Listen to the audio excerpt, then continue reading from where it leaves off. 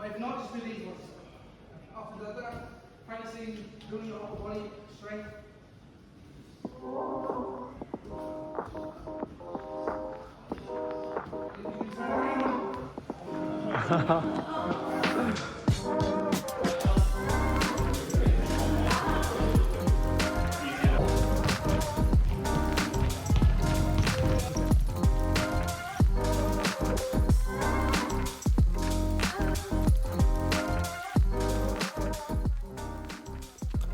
One of the aims of this documentary is to delve deep into the souls of young adults and gain a profound understanding of their lives, including their struggles, aspirations, and fears.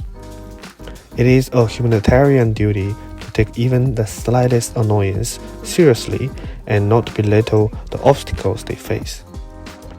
During the editing process, I was struck by the multifaceted challenges they encounter.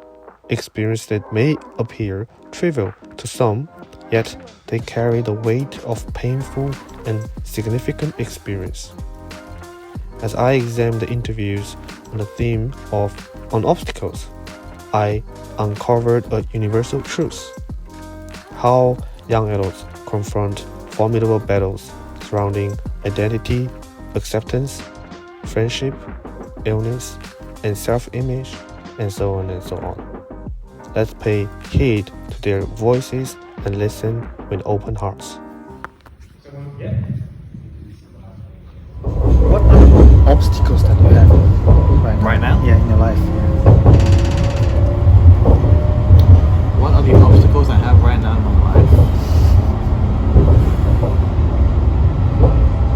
A lack of passion. That is the one obstacle that is plaguing my life right now. Okay. It's one of the worst ones to have. This stop is Surrey Hills. A lack of passion. I feel like if you're passionate about something, it's so much easier to do it. To be motivated, to want to do something. I just haven't found that thing yet. I think it's out there. One day I'll find it. But This stop is for Surrey now, Hills. it's a lack of passion. Okay. Obstacle do you think that you have at this stage of your life? Honestly, like nothing. I'm really like ready to just keep going with my life, and ever since, I don't mean to sound like so rude and hateful about school, but ever since I've finished school, there has been no problems at all. Like I have never been upset. Oh wow. And during school, I used to get so upset. Like I used to literally cry. Cause there's just too much shit going on. Like what? Just a lot. Like it's so much stress. Even though I didn't care, there was just so much stress and just like you need to get this done, you need to get this done, you need to get this done. Now I'm like just living. Like my life is just going, and there's no problems. I have no obstacles. I'm just doing my shit, doing my work, working, living it. That's awesome. Yeah, I think I just have to be at the right place at the right time to grab that opportunity. I just need like something. Sometimes I feel like I'm sitting at home and I don't really know what to do with myself. I'm feeling like, what should I be doing at this moment to work towards my career? And sometimes I don't know what it is. Sometimes I feel like I don't really have something I can do at this moment, even though I have like a big goal at the end of it. I'm not really sure what to do right now. Yeah. What stops you from achieving your dreams and obstacles? I think I'm not like right now. I'm a bit lost in terms of like, it's just like a time in my life where it's like kind of figuring everything out. Like, it's weird. They kind of just like, you finish the HSC and they just like throw you into like life. Yeah, you don't have to ask, sir, can I go to the bathroom anymore? Yeah. Yeah, it's weird. It's a weird thing. And especially the way it all happened. Like I went to school and then one day I just left. And then I guess we did kind of get an ending to it, but it's like, I don't know, it didn't feel like a smooth transition. Because we at the end we had like 2-3 months where we just like I didn't speak to anyone because you're just like locked in your room, you know. It's true, yeah. And then like it's like so you're locked in your room, and then like complete opposite end of the spectrum. It's like you go out to uni, it's like social, like you know. It's like it's like two complete extremes. But yeah. But I assume it's quite common that people graduate from your year. Yeah. They had a very strange year, year 12. And like Yeah. lockdown, coronavirus, extended time of the HSC. Yeah. Oh, it's just Oh my such a God. nightmare. Like. Yeah. But yeah, and also like the degree I do, like a lot of engineering kids are like, they're not socially, they're like not the best. So it's like, I try my best to like, you know, be nice. Yeah. But you know, they're just Yeah. It's alright. I guess like doing all like forms and stuff, that makes sense.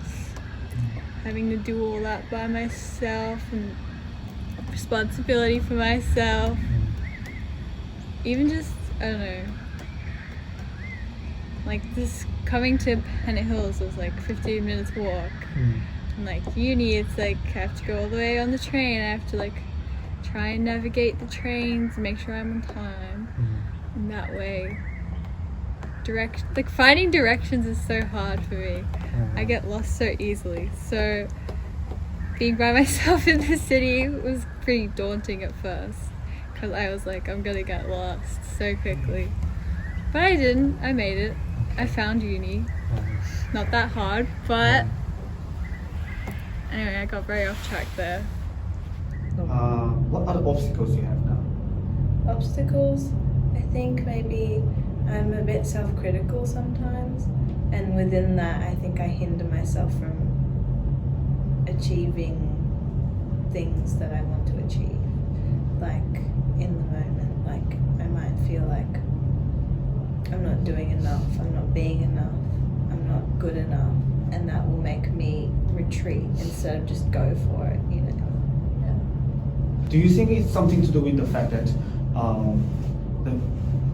our gender played a bit of role as well, and because the fact that we're living in a patriarchal society where it was constricted and boys are really encouraged to be, you know, up there and loud and express themselves, but for girls there's more criticism of them. Yeah, no, I think it very much stems from, I think, personal stuff, but also gender plays such a big role in it. I think from the very beginning we're socialized, women are socialized to not take steps. They're socialized to second guess themselves, to be small, to take up less space. I read this statistic the other day, and it said, you know how when you apply for a job they have like a list of things, males will only reach half of the things that the criteria for the job, and they will apply, and women will meet the whole criteria and still not apply because they're not good, they don't think they're good enough. And this happens so much. We're told to not take up room, we're told to not make space, not be loud.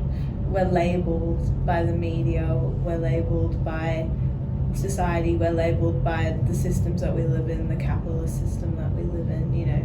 We're labelled by so much that if we are confident, you know, like that's looked down upon, and in doing so we've kind of been fed this rhetoric that you are not good enough, you know.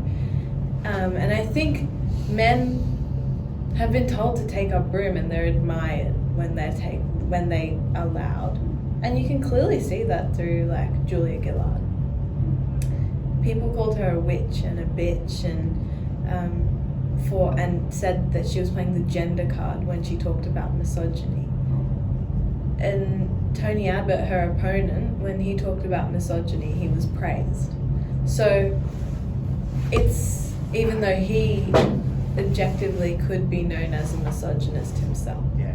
So it's just very interesting to see the kind of gender dynamics that are in society that then trickle down into the grassroots level of kids who then get older, and then the cycle perpetuates. So yeah, because it's almost as if the world profits off of female insecurity, and they do.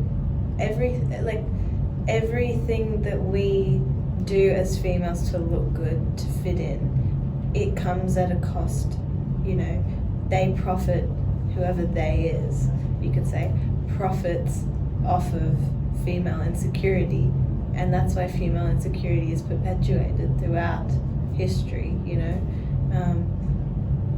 It's just saddening to see that there's such a big disparity though, because, you know, we don't want men to come down from their high horse. Like, it's great, you know, you be confident, you know, as long as you're not harming anyone. We want to see women becoming confident and not being labelled as whatever labels he's the dude's whipped because the girl is so confident that she will tell him when he's done something wrong, or, you know, those labels, those weird kind of labels that are out there in society. Like, if you are confident, if you love yourself, there's like this self-care rhetoric, but then also you will be labelled in some way.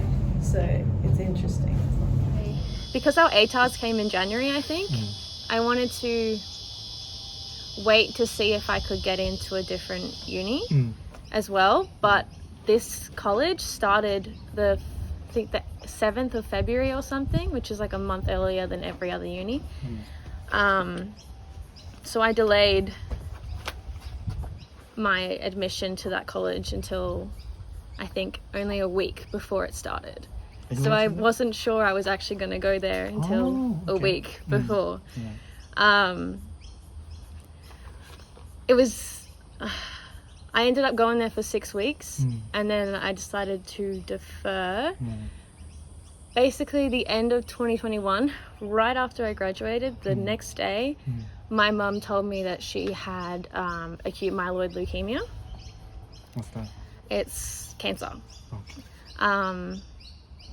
So that changed everything. It changed everything. I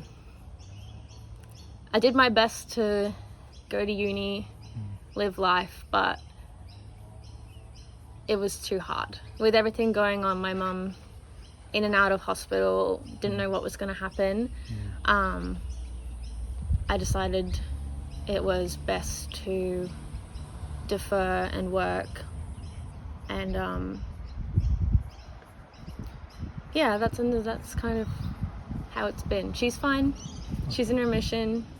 It's all good. It worked out all right. She beat the cancer. Yeah, wow. She did. That's pretty amazing. Yeah. It's tricky with cancer because they don't say that you've beat it until you're 5 years into remission. But remission means that she doesn't have cancer.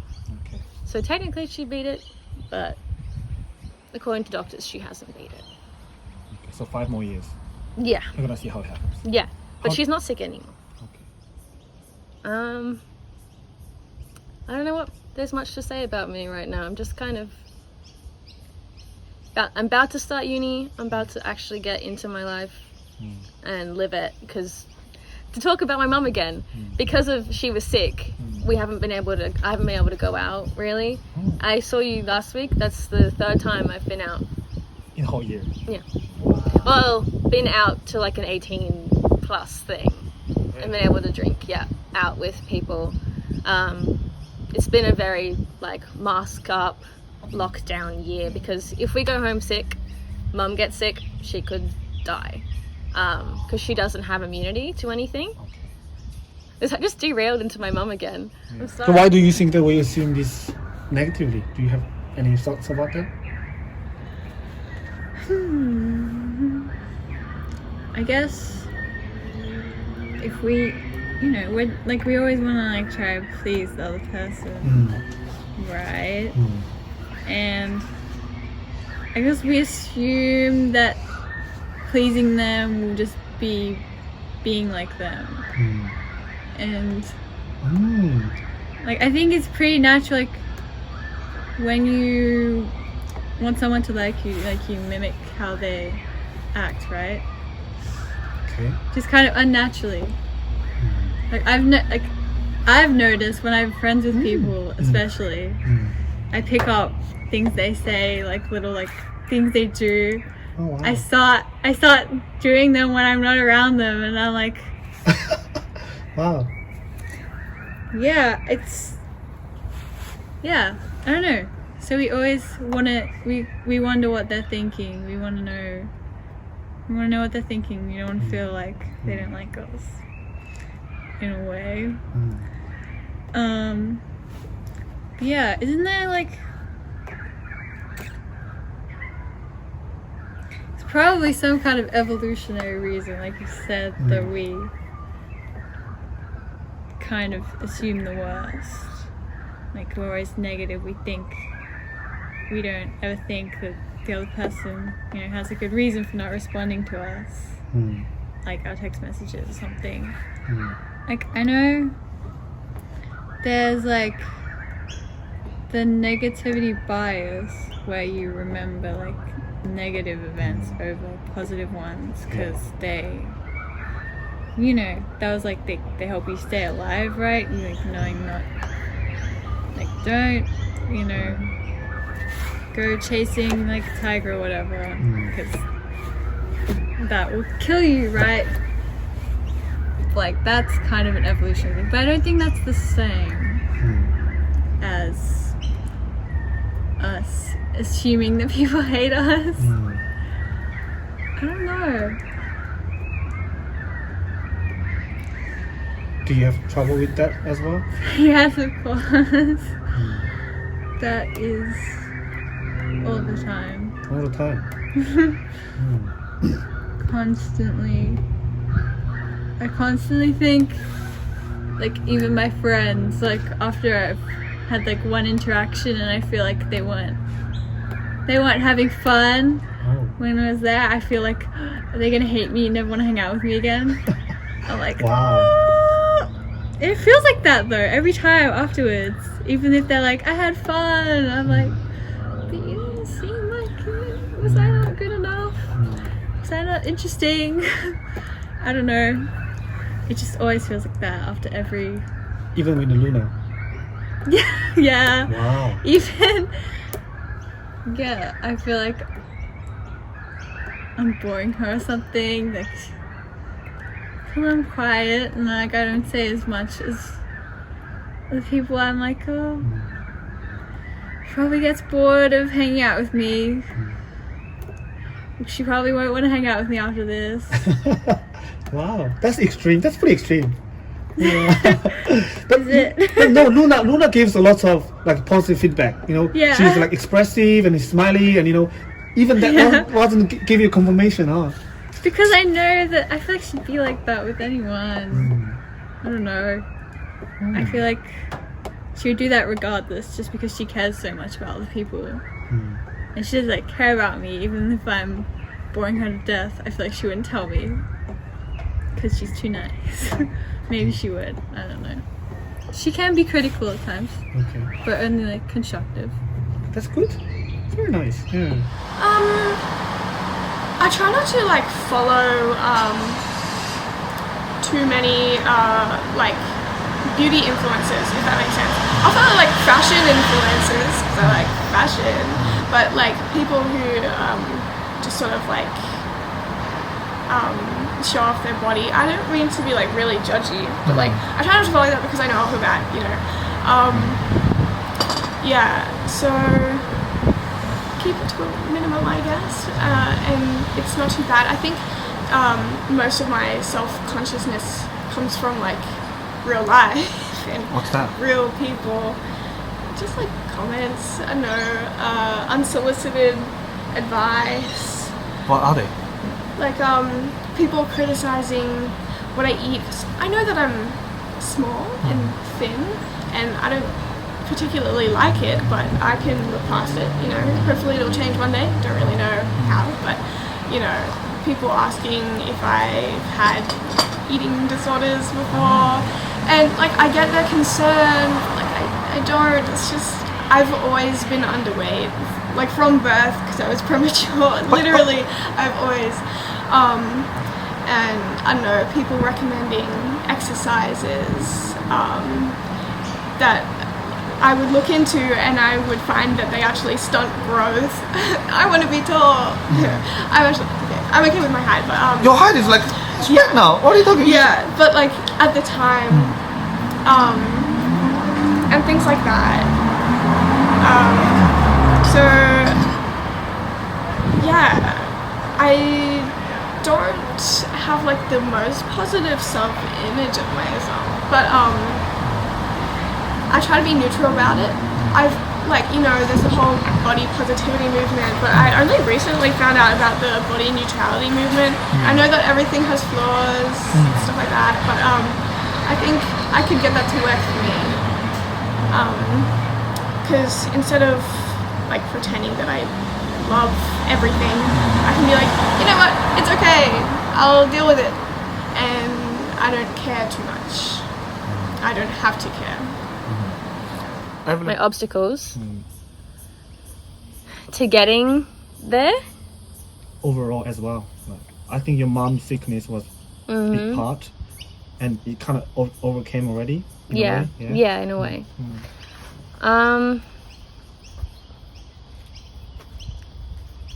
I find that I'm very passionate about what I want to do, but I'm not disciplined. That was my real downfall in school, is that I wanted the grades and I wanted the ATAR and I wanted these things, but I never held myself accountable. Like I would always do my assignments last minute, and even if I didn't want to do it that way, it just how it always worked out, because I'd always be like, oh, I'll start tomorrow, like a procrastinator, but worse. And I thought that I would have fixed it by uni. I was just as bad. 6 weeks of uni and I really messed it up. I think that's something that I'm really going to have to work on, is my self-discipline. And I do it with every aspect in my life. I'll put off calling the doctor. I'll put off doing whatever I need to do until it's too late. And then I'm like, oh no. And I get stuck. It's just, I think it's probably my worst trait. Obstacles? I don't know. Right now? Right now? And this stage of your life?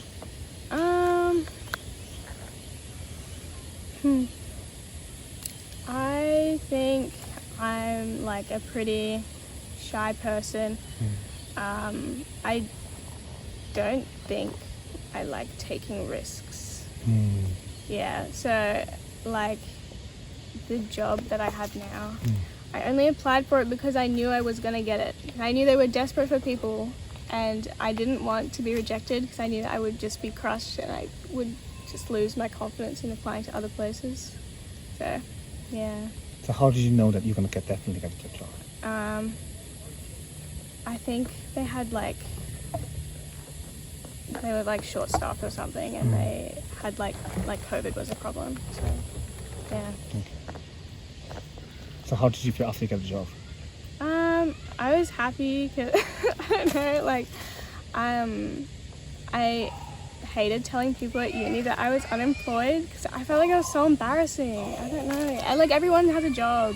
That's not true. It is. Really? Well, everyone I know. Oh. Yeah. All my friends had a job. Okay. What are the obstacles now? Obstacles now is money and just ability. Last year was my second time doing diploma. Diploma is 6 months. I failed the first time because it was too much. This time, it's kind of in limbo at the moment. I don't know if I'll earn my diploma or not. So, yeah, if I don't earn my diploma, it probably won't let me into advanced diploma. If I can't get into advanced diploma, I'll try to get into Swinburne, which will cost money, and I don't actually have the means to move to Melbourne for that. So, I do have a lot of friends in Melbourne. One of my friends is moving to Melbourne from Canberra at the moment. I have a friend in Melbourne, but they don't have a job, and even though they're trying to find housing, they can't, so. Okay. Because how I feel perceive from this conversation that we had with your brothers as well, that you interviewed, I feel like you are quite good with the words, and you know, and how come you will still not struggle, but you worry that you might fail the diploma? Yeah. Honestly, because I'm behind on the assignments. I went in on the days I had off to the library to do work. I put in the extra mileage. It's really difficult to work at home. Fortunately, the library is closed on weekends, which means I have to try and work at home. I mean, even our teachers say don't work at home. It's it's too hard. You have to separate the place where you relax and the place where you work. Otherwise, when you're trying to work, your brain's telling you to relax. When you're trying to relax, your brain's telling you to work. I've tried to explain this to my mum, and she said that it's an excuse or something. So. What other obstacles do you have in life right now?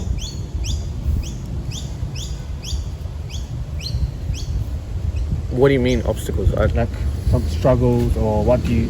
Oh, okay. Encounter some sort of difficulties. So, probably mental health. Oh. Not in the term of like I'm depressed or anything, but motivation is really like a big thing for me. Okay. Sometimes I get up and I just don't get up. Like I get up from my sleep and I don't get up. I don't know why. Like I'll be on my phone scrolling and I'll talk to myself like, dude, what are you doing? Get up. And I'm like, no, I don't want to. I don't know. It's something like that. That's the first thing. The second thing is not the fear of being liked, but the fear of, it sounds bad, but it's not like, I'm not obsessed with being liked or like being popular, but coming from a different country and having to find friends was really hard for me. So that kind of like scarred me a little, and I hate when I don't fit in. That's why like primary school, high school, I was never the type to like, oh, those guys are the nerds, those guys are the weirdos. I was best friends with some of the smartest people in high school and some of the dumbest people in the high school. Like, it was never about me not like rejecting someone. That's why like my friend group or myself, when I exclude someone, I hate it. That's my pet peeve. Like when my friends exclude someone, I hate it so much. So how do you do? I invite them myself, or I text them. I'm like, sorry, you couldn't come. Hopefully we can do something else. I think that's the part of the bit of the culture we have in our area, that sometimes we just have friends group and then somehow they decide not like the one person, and then and they're out for no reason. It's crazy, eh? Not being liked by them. I don't know, something. It's not about but like for me, to be honest, it's not about me being liked. Like let's say, who do I give an example? Like, see, in high school, right? This is what I heard about me. I heard that people said I'm a dickhead and I'm obnoxious and I'm rude, and it's fine. Yeah. And let's say, I speak to someone like Elodie, me and Elodie did SLC or whatever it's called together.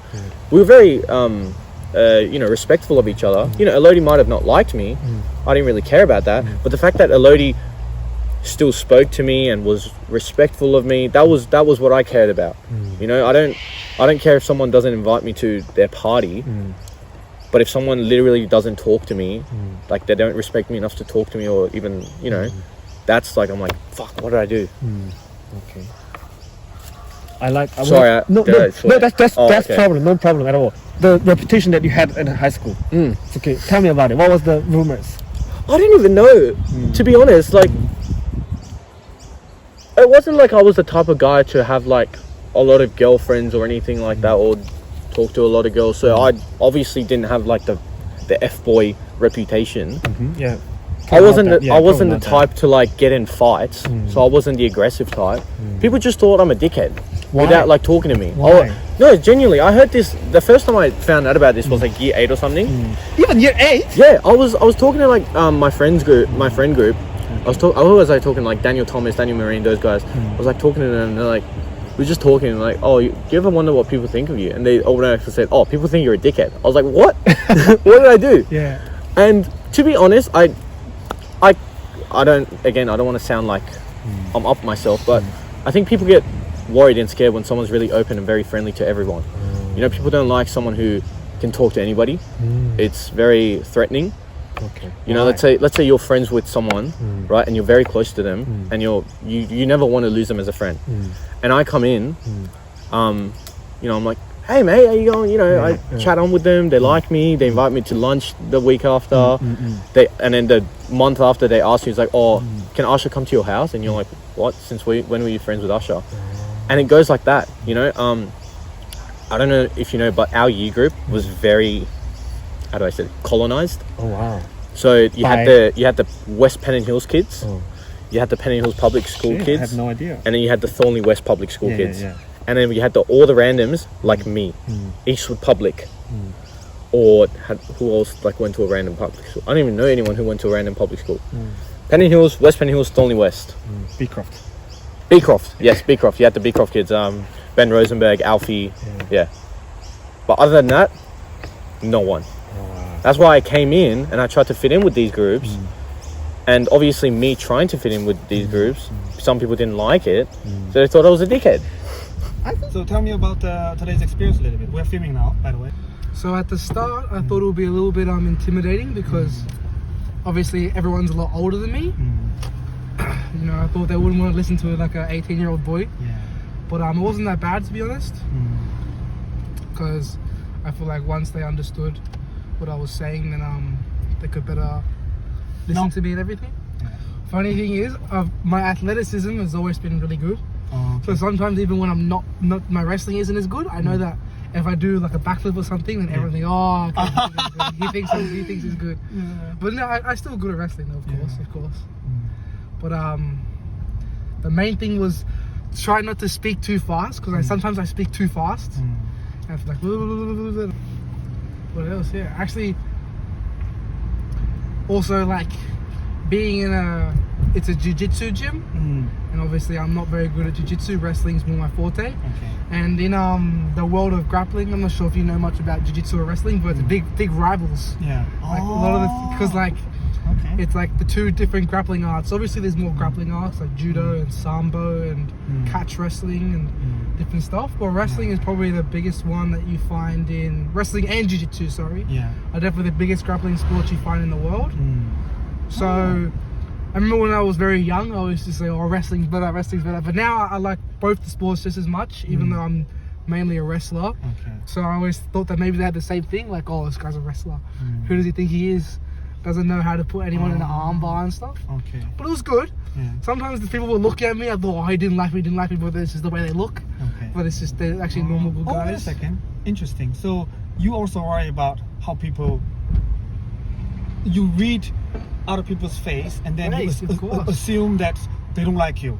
Not just face, but body language, because like when you speak, it's only like 15-20% of communication. If someone's looking at me like, you know, hunched over like this, obviously I can tell they have a problem with me. Also, sometimes they look really angry on their face, but that's just the way their face looks. So they're not actually that angry. Or I can read people. It's just like, and when like out in public or in a tournament, I don't care. But when it comes to teaching, like they have to be following me. So building that rapport of them, you know, liking me is a very important thing that I have to learn. You are like alpha male there. You're like leader there. You're controlling it. Sometimes when I do that, I thought like I go a bit too harsh, and then the people are like, oh fuck, you know, this you know. No, I think you did it really well. I remember when I was very young, I used to say, oh, wrestling's better. But now I like both the sports just as much, even though I'm mainly a wrestler. So I always thought that maybe they had the same thing, like, oh, this guy's a wrestler. Who does he think he is? Doesn't know how to put anyone in an arm bar and stuff. But it was good. Sometimes the people would look at me, I thought, oh, he didn't like me, but this is the way they look. But it's just, they're actually normal good guys. Wait a second. Interesting. So you also worry about how people, you read other people's face and then you assume that they don't like you. Not just face, but body language, because like when you speak, it's only like 15-20% of communication. If someone's looking at me like, you know, hunched over like this, obviously I can tell they have a problem with me. Also, sometimes they look really angry on their face, but that's just the way their face looks. So they're not actually that angry. Or I can read people. It's just like, And when like out in public or in a tournament, I don't care. But when it comes to teaching, like they have to be following me. So building that rapport of them, you know, liking me is a very important thing that I have to learn. Okay. Yeah. When I was a baby, I developed a disorder. It's called Apted. It's an eating disorder, but it's basically fear-based. So what happened was I was transitioning from milk to solid as a baby, and I choked, or we don't know, we can't know exactly what it was, but this is what they've determined based on my case. I had some kind of traumatic experience with food. I choked, or I didn't like something like that. And my brain now associates food with danger. Still? Yeah. Wow. So since I was a baby, I've had a very complicated relationship with food, and I didn't get a diagnosis until I was 13. So I did 13 years not understanding myself and thinking that something was wrong with me. So that is the real problem of my childhood, is that it stopped a lot of things that I wanted to do. Because of the fear, I guess, if I eat something that isn't safe in my brain, I will have a panic attack, a full-blown meltdown, and it feels physically impossible. So I eat very plain things. I eat like plain pasta, bread, no vegetable, no meat, 2 fruits. Like I don't get the nutrients I need from food, and I have to get it from doctors and supplements, and that's been most of my life. Oh wow. Still? Yeah. Yes. What about still. drink? Drinks and desserts were never too much of a problem. I still won't eat a lot of them, but if I find it easier to try if I want to, whereas if it's like a savory meal or a dinner, it feels very difficult. Yeah. Obstacles. Everything's new, scary. Well, uni was a big obstacle, but I feel like I kind of settled into that one. And like I had a job, and then I quit. What happened?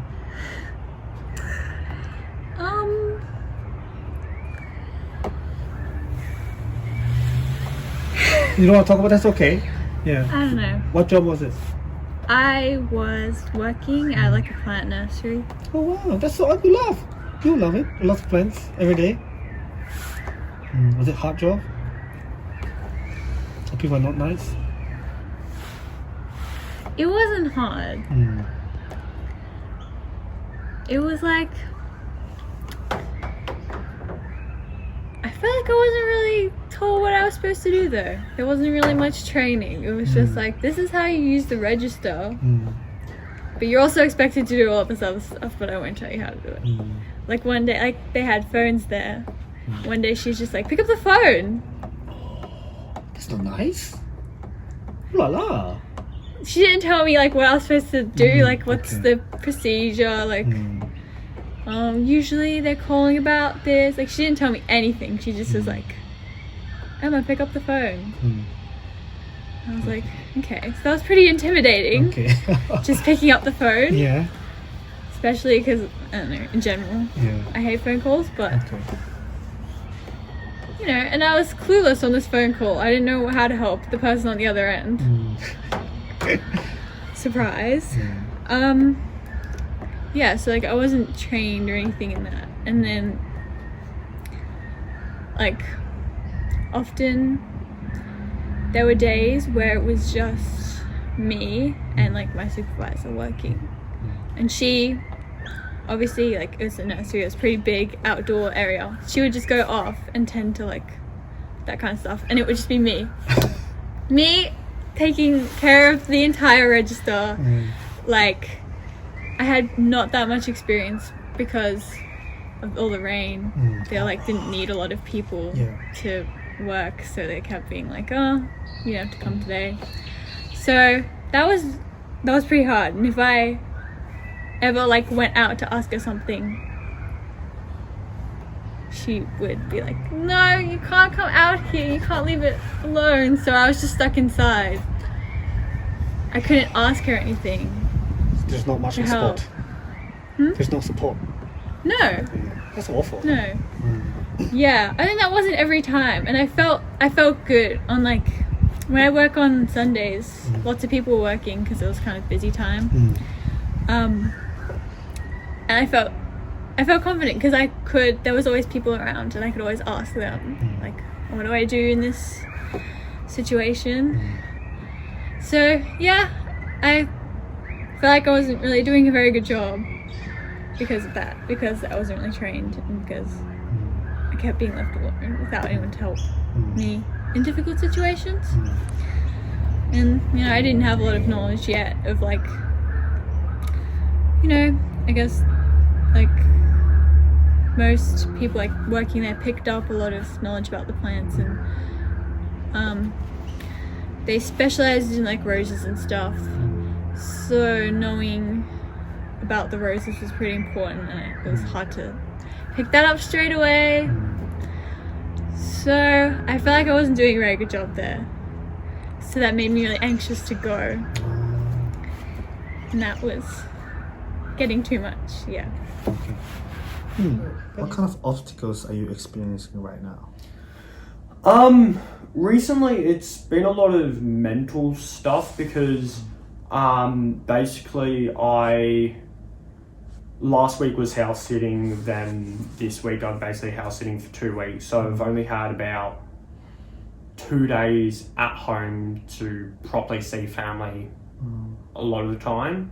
So there is that mental side of feeling homesick, and in the past I had very bad homesick when I did scout camps and that, but over the years came to grow with it, and it's basically nothing now, but I still here and there get homesick when I've been away from my home, away from my family for a long time. But then there's also just general thoughts that pop in the head that do shake me and rock me to the point where I will, like recently, when was it? It was last week? No, I think it was pretty recent. After work, I bought a can of alcohol and was walking home drinking it to just help deal with it. And that's, I know it's not the best way to deal with things, but it's a way that actually helps me a lot to just have a drink or two. And then like got a group chat with a few friends. They said they will hear an open out. I basically sent a fat essay to them of like what was going on in my head. And like I'd never really opened up to that group chat before, but after like what I did and knowing they're all there for me, I will be more open to them. Like I've opened up to them individually, but never all together on the one group chat. Can you talk a little bit about what's their kind of thoughts or what's yeah, so actually I've got it on my phone.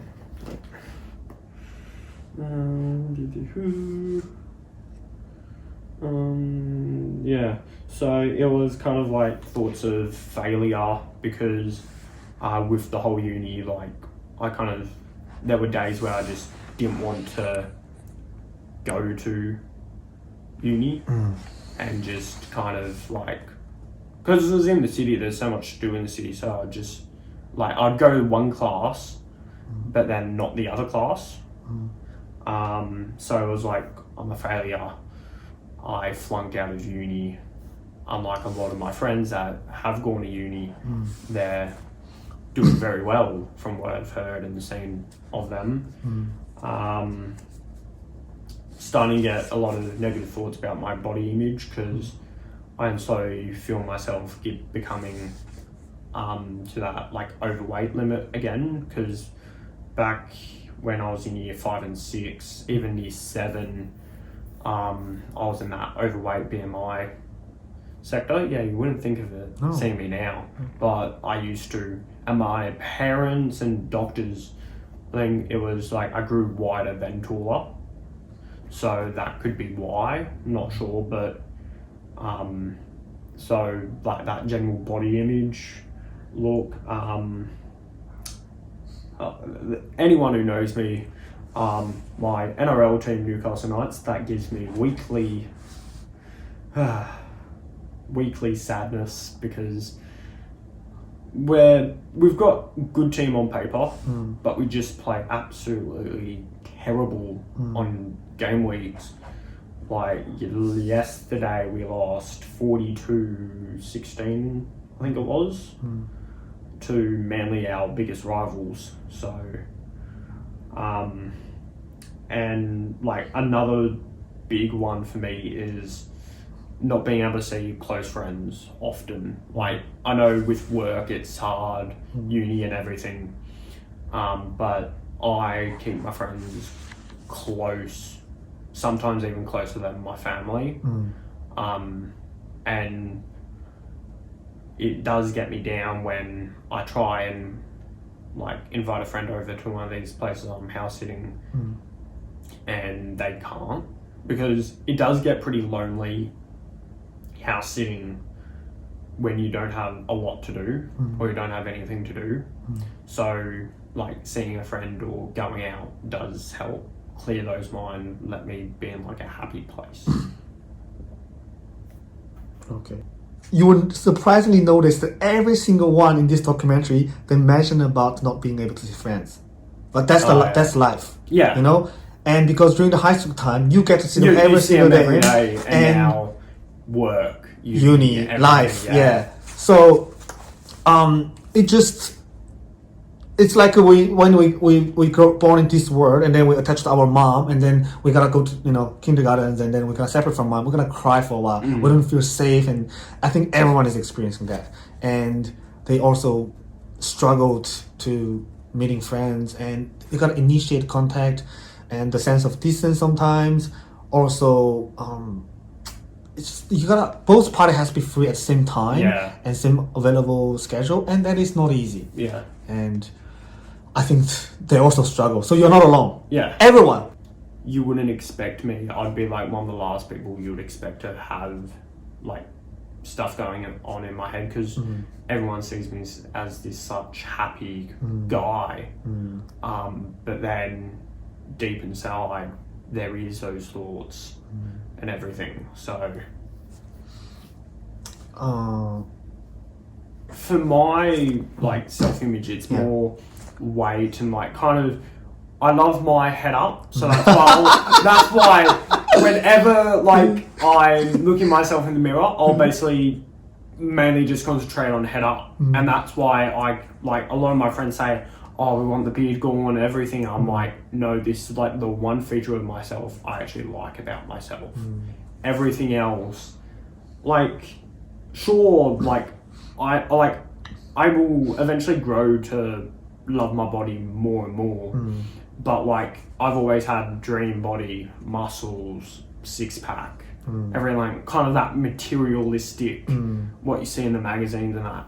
But then I know that is very unrealistic as well, to always have the six-pack, the muscles and everything, because as your body changes, and that, like, if I was to probably go for a six-pack, there'd be a lot of like dangling fat off me.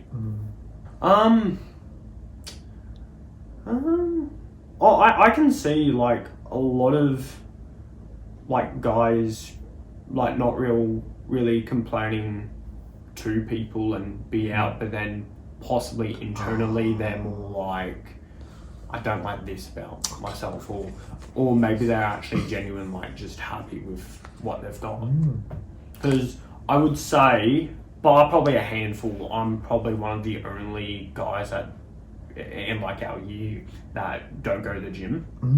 Like I've never really liked the thought of paying a membership, going to the gym, Because then, like, there's so much there, but then realistically what I like to do is just do runs. Like, I wouldn't actually use the weights or anything. I'd be on the bike and the treadmill, but then I just prefer to do that outside where there's so many nice tracks that you can do to run, bike ride and everything. Okay. Are you good with making decisions? I don't know. I do think about my decisions, at least in a larger sense. But, you know, it's like,